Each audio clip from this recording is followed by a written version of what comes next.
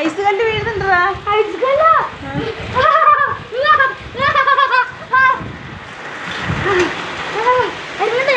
വേണ്ട, അതാ അവിടെ വീണു. അവിടെ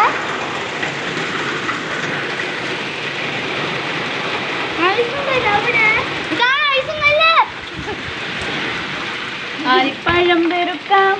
ഞാൻ സെറ്റ് ഇട്ടത് വരാം. വേണ്ട, ചുമ്മാ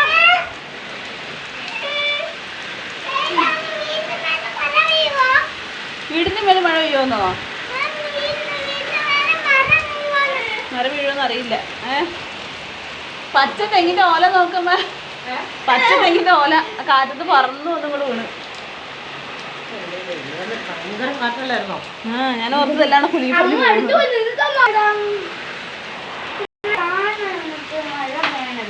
പേടിച്ച് രണ്ടുകൂടെ കിടന്ന് തുള്ളു ഇവിടെ കിടന്നിട്ട്.